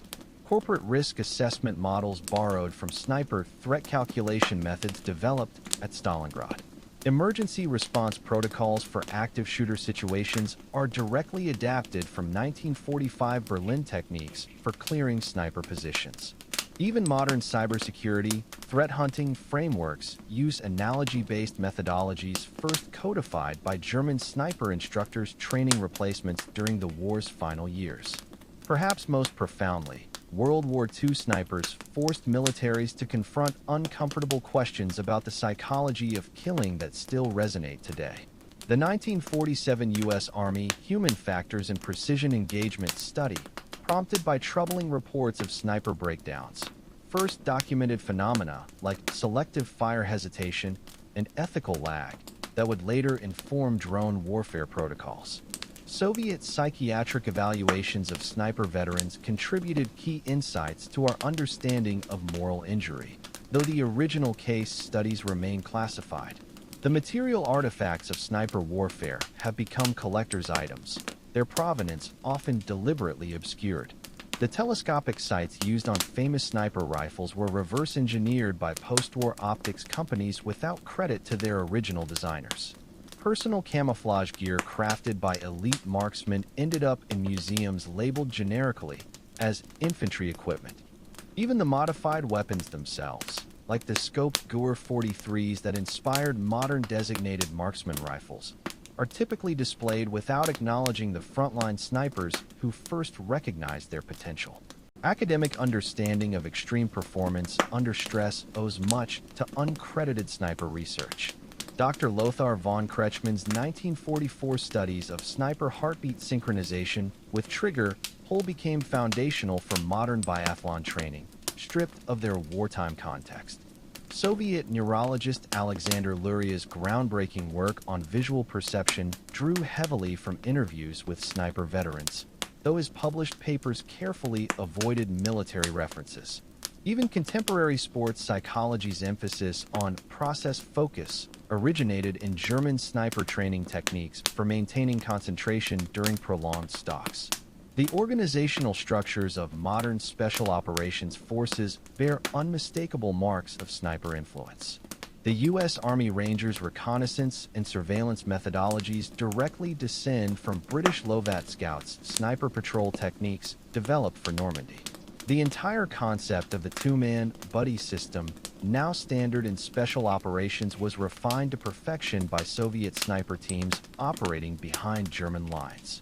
Even the Marine Corps' force reconnaissance companies traced their lineage to the desperate late-war combination of German sniper teams and stormtrooper units. In a strange historical irony, many sniper innovations originally intended to kill would later save lives. The trauma care techniques developed to treat sniper wounds became the basis for modern emergency medicine's approach to high-velocity injuries. The tactical breathing method snipers use to steady their aim are now standard in pain management protocols. Even the precision manufacturing techniques created to produce accurate sniper rifles were adapted for medical device production, helping create everything from laser scalpels to artificial heart valves. The legal frameworks governing modern warfare were permanently altered by sniper experiences. The 1949 Geneva Convention provisions protecting medical personnel from precision fire grew directly from wartime accounts of sniper moral dilemmas.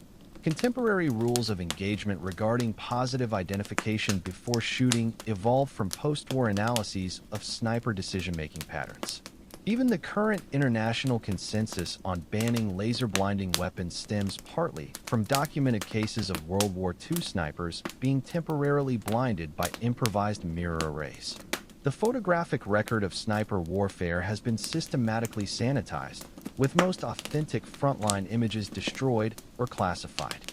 The few surviving photographs of operational snipers, like the famous Ghost of Stalingrad series, were heavily censored to remove tactical details.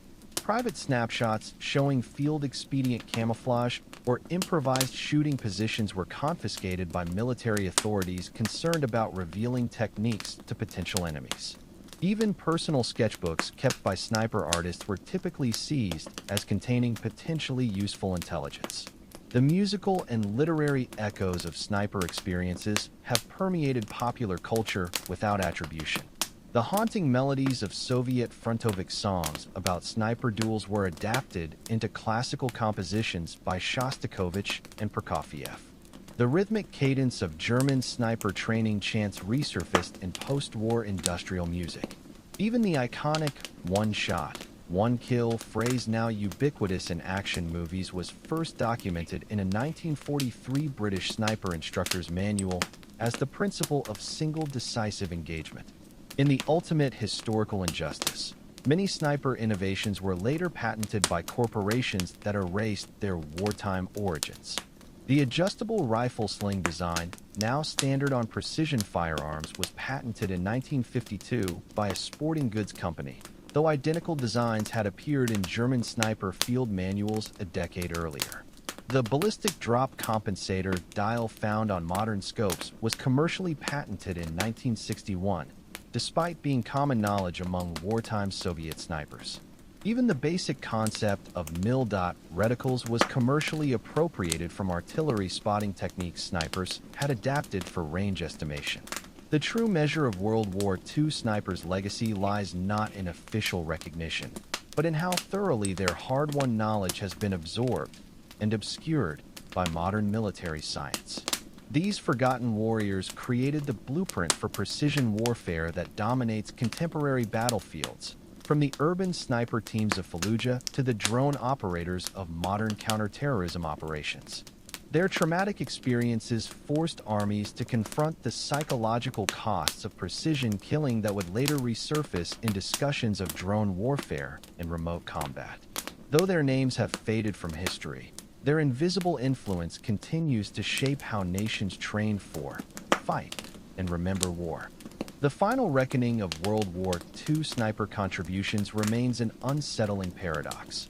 Their battlefield innovations became so thoroughly absorbed into modern warfare that their origins were erased, while the men themselves faded into historical obscurity.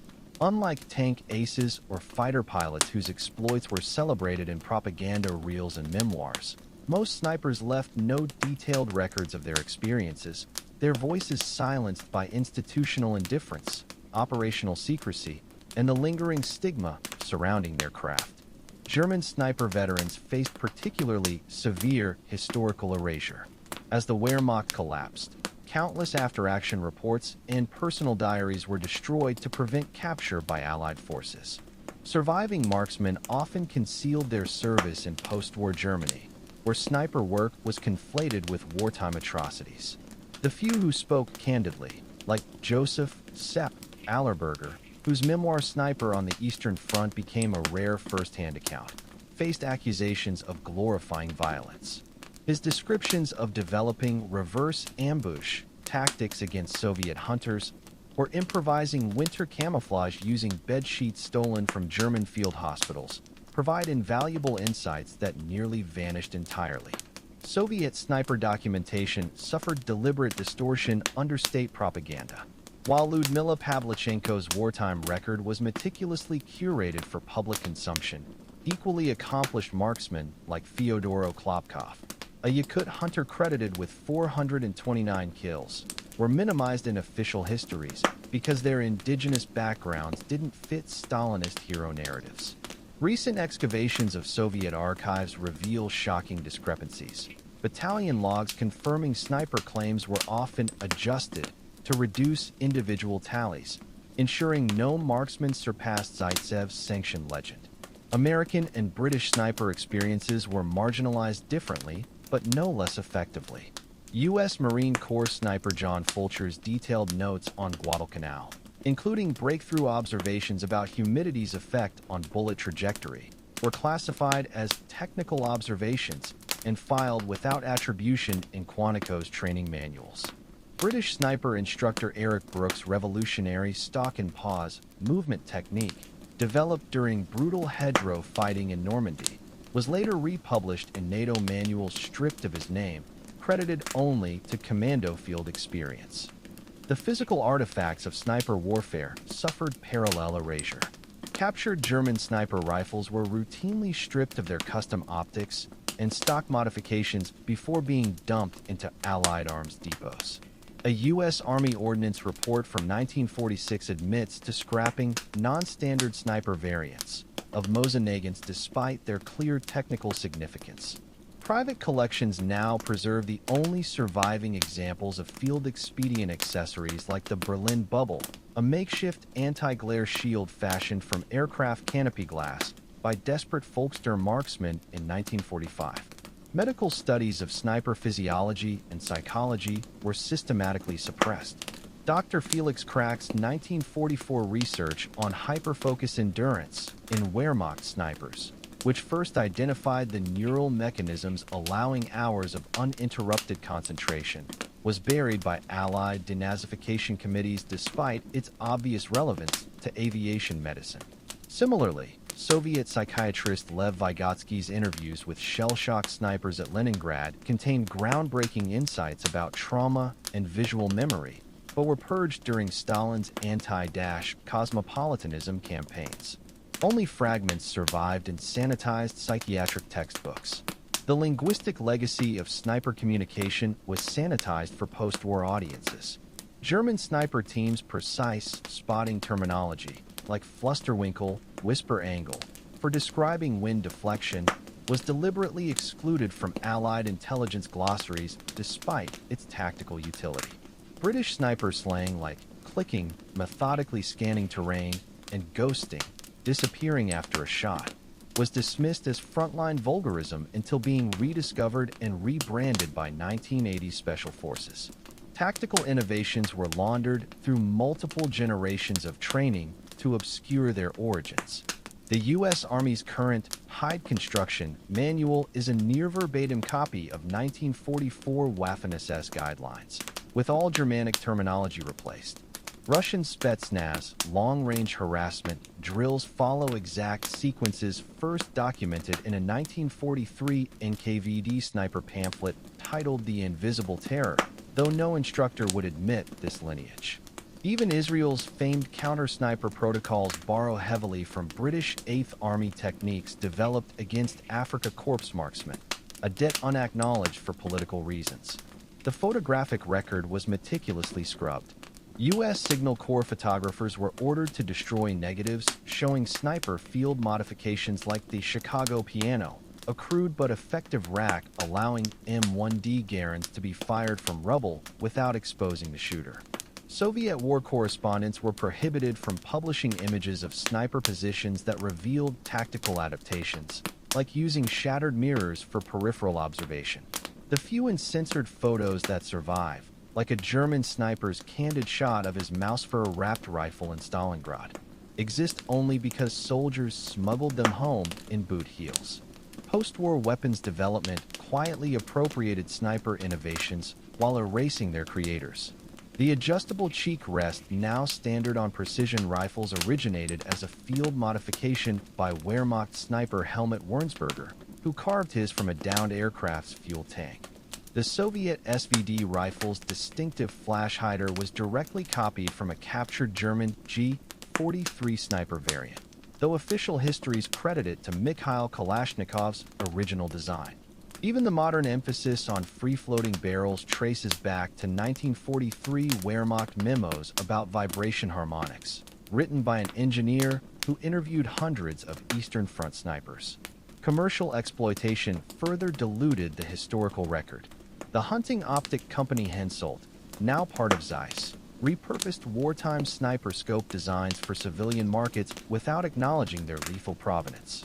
A 1952 advertisement for their revolutionary 4X hunting scope used the exact specifications of the ZF-4 sniper optic, marketed to post-war Germans eager to forget the war.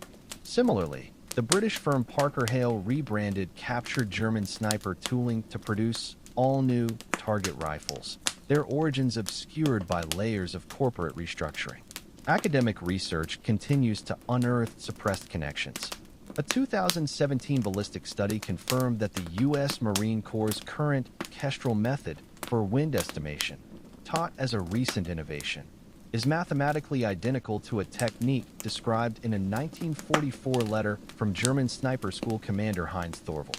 Similarly, forensic analysis of Vietnam-era sniper manuals revealed entire passages lifted verbatim from 1945 Japanese garrison sniper instructions, translated and stripped of context. The few memorials to World War II snipers carry heavy political baggage. The Soviet monument to Lyudmila Pavlichenko in Kyiv was vandalized during the 2014 unrest for its association with Russian nationalism. A German Veterans Association plaque honoring Matthias Hetzenar was repeatedly defaced until relocated to a private museum. Even the U.S. National Marksmanship Center's Precision Warrior exhibit carefully avoids mentioning which wartime snipers inspired its training protocols. Modern military traditions retain subtle, unspoken homages. The U.S. Army Sniper School's final exam, a grueling stalk through observed terrain, is a direct descendant of Wehrmacht Feldjäger qualification tests from 1943.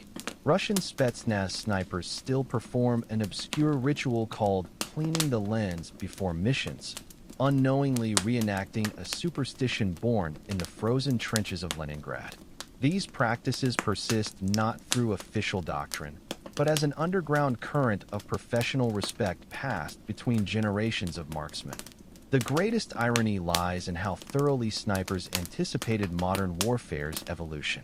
German marksmen's 1944 warnings about mechanical hunters replacing human shooters proved prophetic in the drone age. Soviet sniper logs from Berlin contain eerie premonitions of urban surveillance states, with entries describing glass-eyed death from concrete towers. American Marine snipers in the Pacific were arguably the first to experience what we now call remote warfare syndrome, the psychological dislocation of killing enemies who never see your face. Perhaps the most fitting epitaph for World War II's forgotten snipers exists in an unlikely place: the margins of a 1943 British SOE training manual discovered in a Welsh attic. Amid technical diagrams of hide construction and windage tables, an anonymous instructor scribbled, "The perfect shot leaves no trace but the result.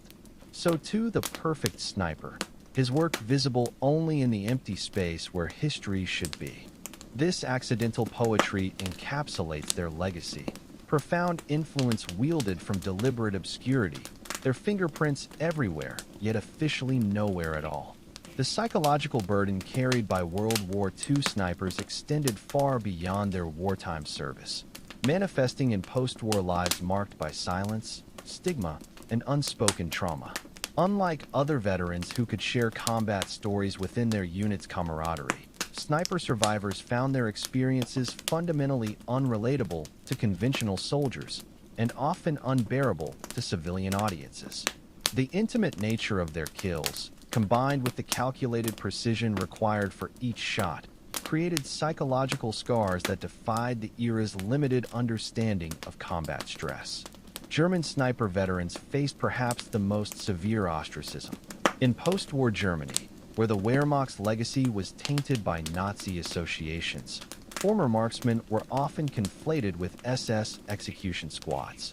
A 1952 survey by West German psychologist Karl-Heinz Draeger found that 78% of sniper veterans concealed their specialty when applying for jobs, listing themselves simply as infantry. Many developed what Draeger termed scope guilt, a specific form of survivors' guilt exacerbated by the magnified visual memories of their kills.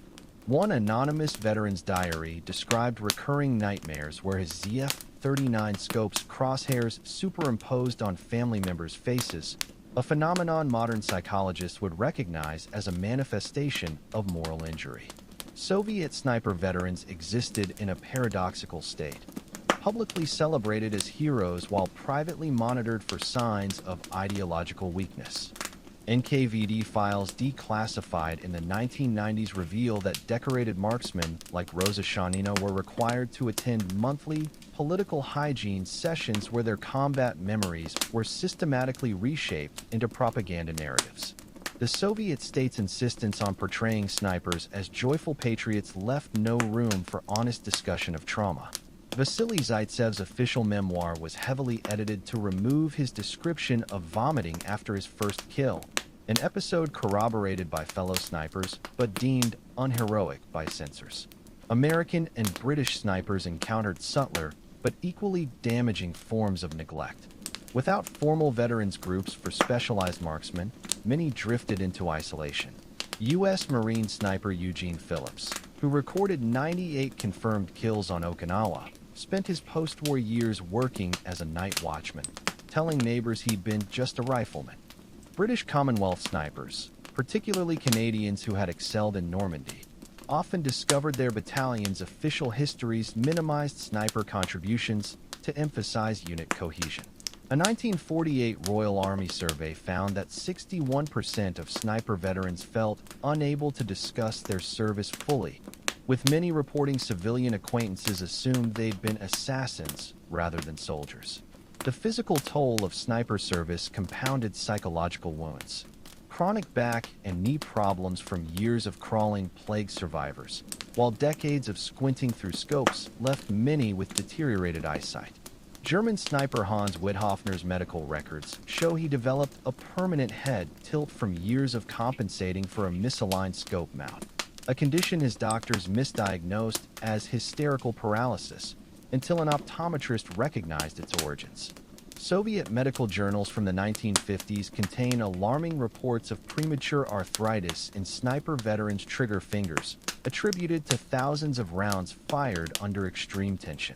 Alcoholism became a silent epidemic among sniper veterans across all nations.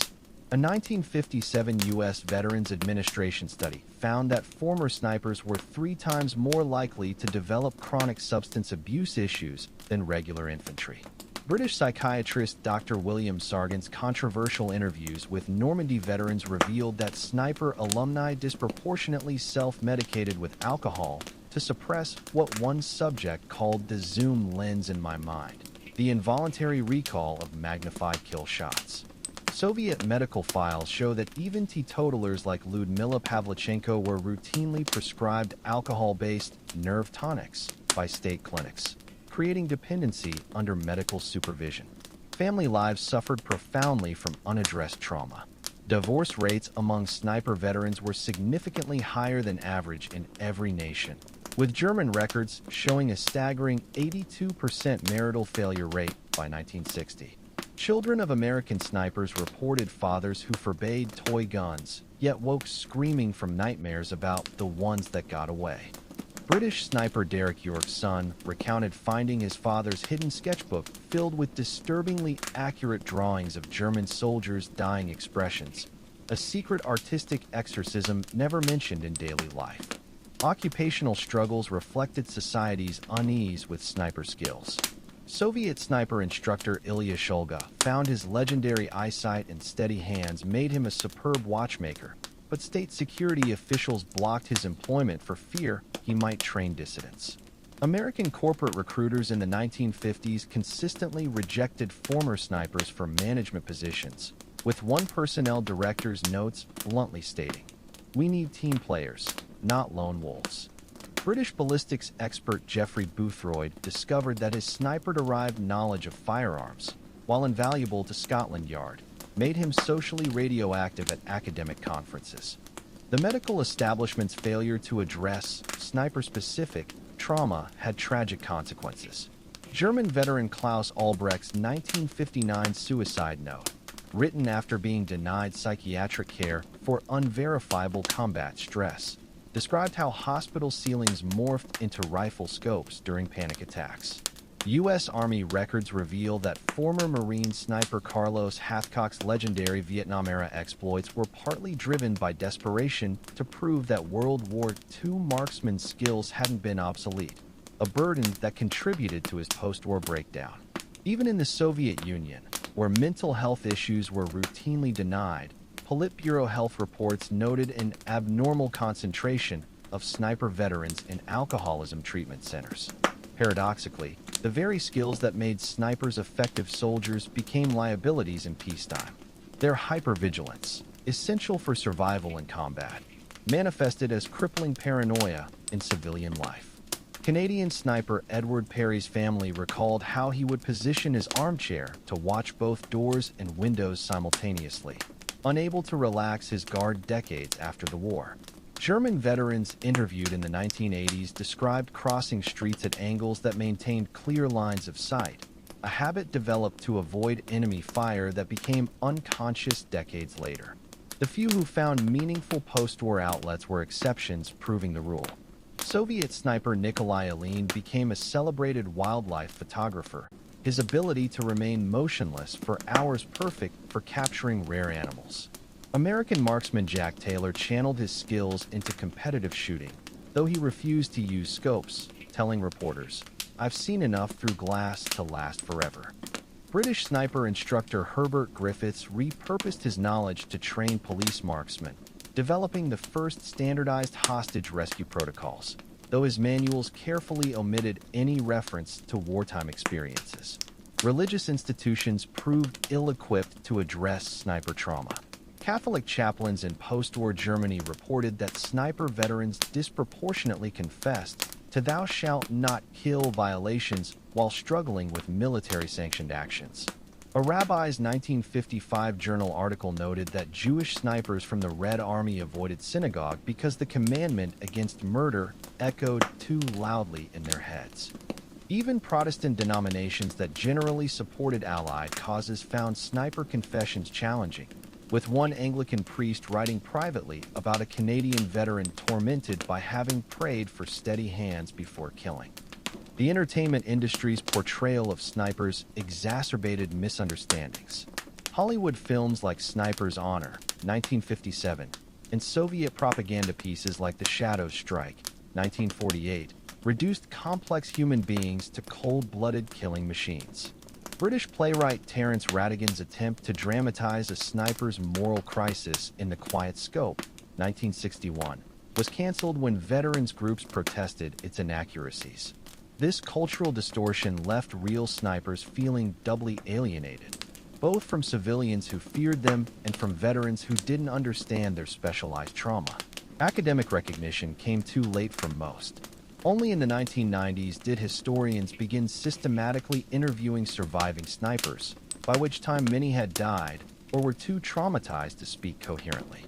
German researcher Franziska Kramp's landmark 2003 study, The Magnified War, finally documented the unique psychological profile of precision shooters, but her work relied heavily on second-hand accounts and fragmented diaries.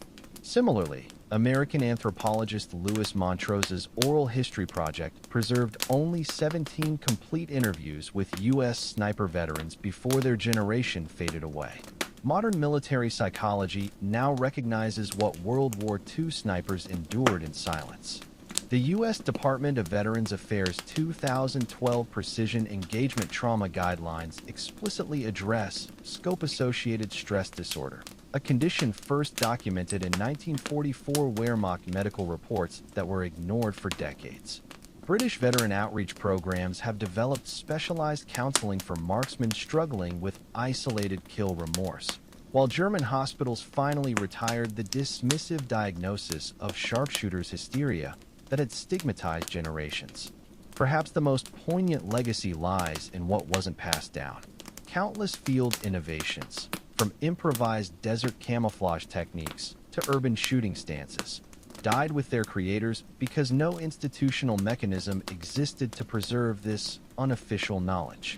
The grandchildren of Soviet sniper Arkady Shvetsov discovered his meticulously illustrated notebooks on Arctic concealment methods decades too late to benefit modern snipers operating in similar climates. Similarly, U.S. Marine veteran Theodore Miller's revolutionary method for estimating wind speed by observing spiderwebs went unrecorded until a chance interview before his death in 2009.